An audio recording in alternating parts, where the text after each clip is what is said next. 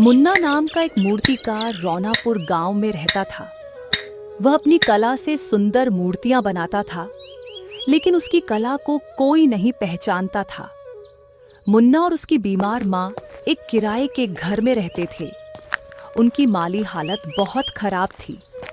एक दिन मकान मालिक सेठ आया और मुन्ना से किराया मांगने लगा। किराया दे मुन्ना, कब तक ऐसे ही टालता रहेगा? जल्दी किराया जमा कर, नहीं तो मैं तुम दोनों को इस घर से निकाल दूंगा। सेठ जी, थोड़ी मोहलत दे दीजिए। मेरी मूर्तियां बिक नहीं रही है और माँ की तबीयत भी ठीक नहीं रहती। मुझे कोई बहाना नहीं चाहिए। अगर किराया नहीं मिला तो कुछ दिन में तुम दोनों सड़क पर होगे। सेठ ने चेतावनी दी और चला गया। वह घर के कोने में बैठकर सोचने लगा। मैं इतनी सुंदर मूर्तियां बनाता हूँ, फिर भी कोई नहीं खरीदता। पता नहीं मेरी किस्मत कब बदलेगी। माँ का इलाज कैसे कराऊंगा और कहाँ लेकर जाऊंगा? अगली सुबह मुन्ना ने तय किया कि वह अपनी मूर्तियां बेचने के लिए बाजार जाएगा। वह सुबह से लेकर शाम तक बैठा रहा, लेकिन एक भी मूर्ति नहीं बिकी। आज तो एक भी मूर्ति नहीं बिकी। समझ नहीं आ रहा क्या करूं। माँ को भी डॉक्टर के पास ले जाना है। मुन्ना मन ही मन बड़बड़ा रहा था। मुन्ना मूर्तियां समेटकर जाने ही वाला था कि तभी एक व्यक्ति वहां आ पहुंचा। भैया, एक मूर्ति दे देना मुझे, और हाँ, मूर्ति ऐसी देना जो बच्चों को पसंद आए। क्या है ना कि कल मेरी भतीजी का जन्मदिन है, तो मैं सोच रहा हूं कि उसे मूर्ति भेंट दे देता हूं। मुन्ना यह सुनकर खुश हो गया और एक सुंदर मूर्ति उस व्यक्ति को दे दी। उस व्यक्ति ने कुछ पैसे मुन्ना को दिए और वहां से चला गया। हाँ, चलो, कुछ तो बिक्री हुई। इतना कहकर मुन्ना घर जाने ही वाला था कि तभी एक दूसरा व्यक्ति वहां आ गया। उसके हाथ में एक रस्सी से बंधी बकरी थी। अरे भाई, मैं दूसरे गांव से आया हूं और मैं इस बकरी को बेचना चाहता हूं। ये बकरी मुझे जंगल में मिली थी, पर ये दूध नहीं देती है और मुझे पैसे की बहुत जरूरत है। तो तुम्हारे पास जितने पैसे हो तुम मुझे दे दो और इस बकरी को ले लो। अरे भाई, तुम दूसरे गांव के हो? आपने बिल्कुल सही पहचाना, मैं दूसरे गांव का व्यक्ति हूं। हाँ, क्योंकि तुम इस गांव के व्यक्ति होते ना, तुम मुझसे बकरी खरीदने को हरगिज नहीं कहते, क्योंकि इस गांव के सभी लोग मेरी स्थिति से अच्छी तरह से वाकिफ हैं। वह व्यक्ति बहुत ही उदास हो रहा था। भाई, मुझे पैसे की जरूरत है और मैं इस बकरी को चारा भी नहीं खिला पा रहा हूं। यह सुनकर मुन्ना चौंक गया। मुन्ना बकरी की ओर देखने लगा। बकरी बड़े ही गौर से मुन्ना को देख रही थी। उसकी आंखों में एक विशिष्ट उदासी थी। मुन्ना ने वही पैसे उस व्यक्ति को देकर बोला, भाया, देखो, आज सुबह से मेरी यही कमाई हुई थी। अब अगर इतने में तुम्हारा काम चल जाए तो ये ले लो, और हाँ, अगर तुम चाहो तो बकरी को भी अपने साथ ले जा सकते हो। वह व्यक्ति तुरंत पैसे लेकर मुन्ना से बोला, नहीं भैया, बकरी को तुम ही रख लो, क्या करूंगा मैं। इतना कहकर वह व्यक्ति चला गया और मुन्ना उस बंधी हुई बकरी को लेकर अपने घर आ गया। मगर मुन्ना उस दिन जब घर लौटा तो उसकी जेब में एक भी सिक्का नहीं बचा था। हाथ में वह बकरी थी जिसे वही व्यक्ति जबरदस्ती देकर चला गया था। मेरे पास तो अब इतना भी नहीं बचा कि मैं आज रात को कुछ खा सकूं, और ऊपर से वो व्यक्ति मुझे जबरदस्ती तुम्हें दे गया। अब बताओ, भला मैं तुम्हें क्या खिलाऊं? कोई बात नहीं, आज से तुम ही मेरे नए मालिक हो। वैसे भी मुझे इस समय भूख नहीं है। बकरी के मुख से इतनी शुद्ध भाषा सुनकर मुन्ना चौंक गया। अरे बाप रे, ए बकरी, तू तो बिल्कुल इंसानों की तरह बात करती है रे। मैं तो चौंक ही गया कि मेरे सामने बकरी बोल रही है या कोई इंसान। मैंने तुमसे इसीलिए बात की क्योंकि तुम मुझे अच्छे लगे। जिसने मुझे बेच दिया उससे मैंने कभी बात नहीं की। वह बहुत ही जल्दबाज और निराश इंसान था। मेहनत नहीं करता था, बस रातों रात अमीर बनने के सपने देखता था। लेकिन हालात अब मुझे सपने देखने पर मजबूर कर रहे हैं। इतना कहकर न जाने क्यों मुन्ना ने अपने जीवन की सारी कठिनाई उस बकरी को बता दी। तुम एक बहुत अच्छे कलाकार हो और तुमने जो मुखिया के सामने 1 महीने में 1000 स्वर्ण मुद्राएं कमाने की हामी भरी है ना, वह बहुत हिम्मत की बात है। तुम जरूर सफल होगे, देखना। अरे सफल क्या होगे? मुझे तो अपनी सफलता के दूर दूर तक कोई आसार नजर नहीं आ रहे। मैं तुम्हारी सहायता करूंगी। मैं तुम्हें मूर्तियों के कुछ ऐसे गुण और बारीकियां सिखाऊंगी जिससे तुम्हारी कला और निखर जाएगी। फिर लोग तुम्हारी मूर्तियां खरीदेंगे, देख लेना। क्या बकरी? मतलब तू मूर्तियां बनाने की बारीकियां भी जानती है? हाँ, बिल्कुल। अच्छा, एक बात बता, जंगल में तुम क्या कर रही थी? मुझे नहीं पता मैं जंगल में कैसे गई। अगले दिन सुबह होते ही बकरी मुन्ना को मूर्तियों की कुछ बारीकियों के बारे में बताने लगी। मुन्ना ने ध्यान से उसे सुना और कुछ ही देर में एक सुंदर मूर्ति तैयार हो गई। अरे वाह, ये तो पहले से बहुत बेहतर है। मुन्ना और बकरी मिलकर वह मूर्ति लेकर बाजार गए। कुछ देर में एक ग्राहक आया जिसने अच्छे दामों में वह मूर्ति खरीद ली। खुश होकर मुन्ना घर लौटा और एक अच्छा भोजन बनाया। कुछ भोजन बकरी के सामने रखते हुए बोला, अरे ये लो बकरी, ये लो, थोड़ा तुम खाओ, थोड़ा मैं खाता हूँ। आज की कमाई तुम्हारी वजह से हुई है। मैंने तो बस तुम्हें थोड़ी सी बारीकियां बताई हैं। आगे आगे देखो, होता है क्या? हाँ हाँ, अब तो मुझे विश्वास होने लगा है कि मेरी किस्मत जरूर बदलेगी। उस दिन के बाद बकरी रोज मुन्ना को मूर्तियां बनाने की नई नई बारीकियां सिखाने लगी। मुन्ना की कला निखरती गई और कुछ ही दिनों में उसकी आमदनी अच्छी हो गई। एक दिन मुन्ना उदास बैठा हुआ था। उसकी आंखों में चिंता की परछाई थी। क्या हुआ मुन्ना? अब तुम उदास क्यों हो? अब तो तुम्हारी आमदनी भी ठीक ठाक हो गई है। क्या बताऊं दोस्त, आमदनी तो हो रही है, लेकिन सेठ जी ने मुझे केवल 1 माह का समय दिया था। अब उसमें बस कुछ ही दिन बचे हैं और मैं अभी तक मुश्किल से 20 स्वर्ण मुद्राएं ही जमा कर पाया हूँ। बाकी 980 अभी जमा करना बाकी है। तुम फिक्र ना करो, मेरे दिमाग में एक विचार आया है। तुम मेरी बात मानो तो मैं तुम्हें 1 लाख स्वर्ण मुद्राएं। क्या 1 लाख? ऐसा कैसे संभव है बकरी? सब संभव है, बस तुम मेरी बात मानो। हाँ, मैं तो बिल्कुल तैयार हूँ, लेकिन हाँ, मुखिया जी ने एक और शर्त रखी थी कि वह 1000 स्वर्ण मुद्राएं मुझे सिर्फ और सिर्फ मूर्तियां बेचकर कमानी है। अब देखो, अगर तुम्हारा कोई और तरीका है तो माफ करना, मैं वो नहीं मानूंगा। ओहो, मेरा उपाय भी मूर्ति से ही जुड़ा है। मैं जिस विशेष मूर्ति की बात कर रही हूं ना, अगर तुम उसे वैसा का वैसा बनाओ और जहां मैं कहूं वहां ले चलो, तो मुझे विश्वास है कि वो मूर्ति बहुत अधिक मूल्य में बिकेगी। मुन्ना ने हामी भर दी। फिर बकरी बताने लगी कि किस प्रकार की मूर्ति बनानी है। रात भर मेहनत कर मुन्ना ने एक सुंदर डाकू सरदार की मूर्ति तैयार कर दी।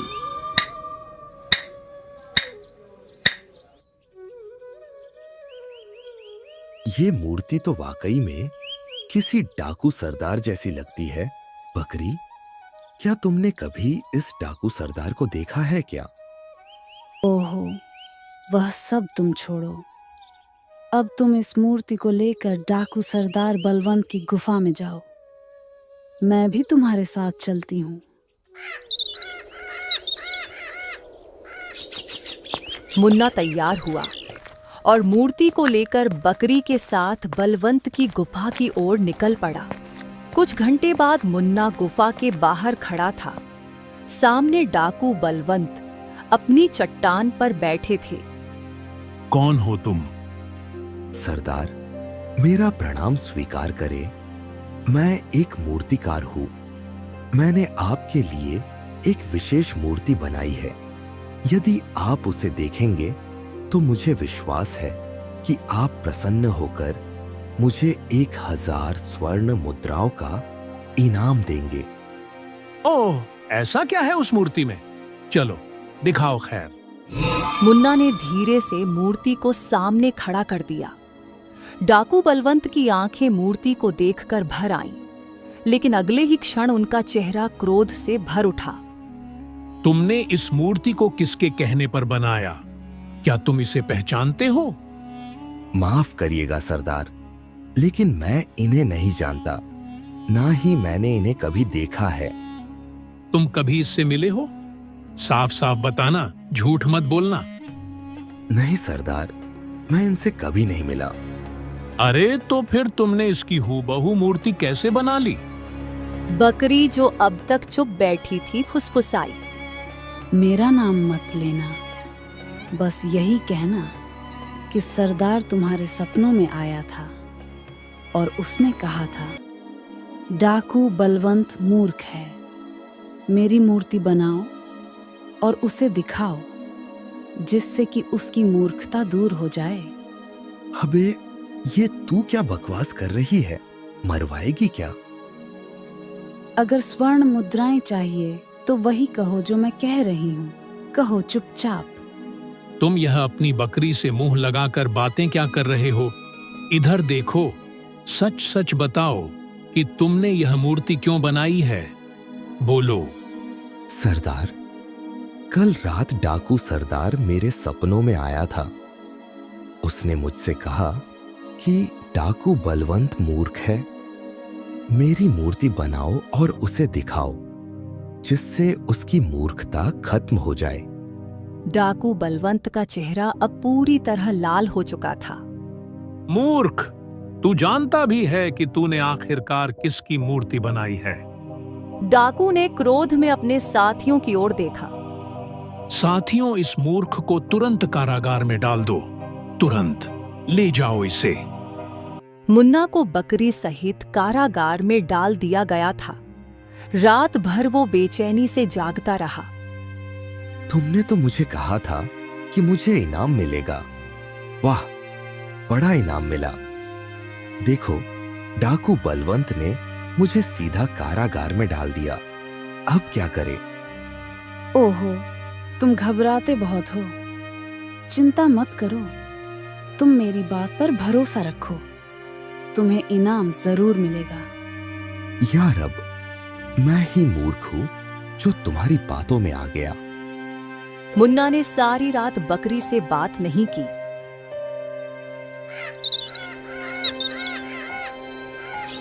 अगली सुबह एक आदमी कारागार में आ पहुंचा। चलो बाहर चलो, डाकू बलवंत ने तुम्हें गुफा में तलब किया है। चलो। देखा, मैंने कहा था ना। बस बस, बहुत हो गया। अब इतनी जल्दी मैं तुम्हारी बातों पर बिल्कुल विश्वास नहीं करूंगा। क्या बकवास कर रहा है? बकरी से क्या बात कर रहा है? क्या घरवाली है तेरी? चल चुपचाप, बहुत चू कहीं का। चल। मुन्ना चुपचाप गुफा में पहुंच गया। कल तुमने जो मूर्ति हमें दिखाई थी, तुम्हें पता है कि वो मूर्ति तुम्हारे सपने में आए मेरे छोटे भाई की थी। उसने सपने में तुमसे कहा था कि मैं मूर्ख हूं और जब उसकी मूर्ति बनाकर मेरे सामने रखोगे तभी मुझ में थोड़ी अक्ल आएगी। सरदार, आपको कोई गलतफहमी हुई है। मैंने मूर्ति किसी डाकू सरदार की बनाई थी, आपके भाई की नहीं। मूर्ख कहीं के, वो मूर्ति मेरे छोटे भाई अशोक की थी जो कई दिनों से लापता है। मैंने पूरे राज्य और जंगल में खोज करवा लिया, मगर उसका कुछ भी पता नहीं चला। सरदार, मुझे सच में नहीं मालूम था कि वो आपके भाई है। तो फिर तुमने ये क्यों कहा कि मेरे भाई ने सपने में तुमसे कहा है कि मैं मूर्ख हूं? ये शब्द वही हैं जो मेरा भाई हमेशा मुझसे मजाक में कहा करता था। अब सीधी तरह से बता, तूने मेरे भाई को आखिरी बार कहां देखा था?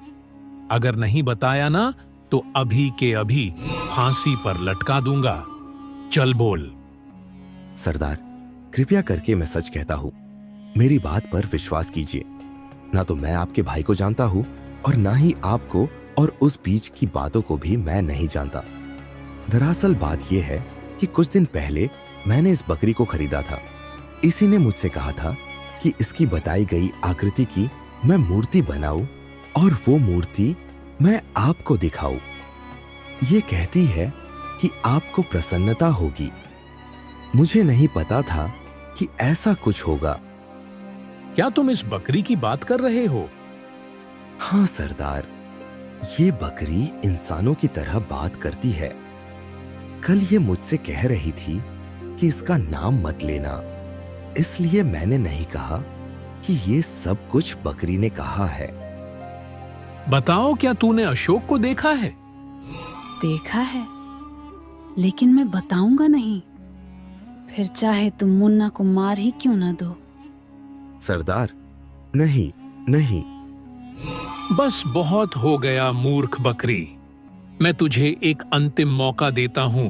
बता, तूने मेरे भाई को कहां देखा है? बोल। मूर्ख मैं नहीं, मूर्ख तू है। तुझसे बड़ा मूर्ख इस संसार में नहीं है। मूर्ख कहीं का। यह सुनते ही डाकू बलवंत ने बंदूक निकाल ली और बकरी पर वार कर दिया।